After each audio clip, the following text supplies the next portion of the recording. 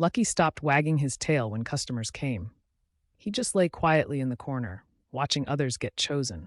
One evening, just before closing time, the door opened. A tired-looking little boy walked in, holding his mother's hand. He looked sad. "Can I just look?" he whispered. As he passed the cages, the puppies barked loudly, jumping for attention. But Lucky didn't bark. He simply looked at the boy with gentle eyes and slowly wagged his tail.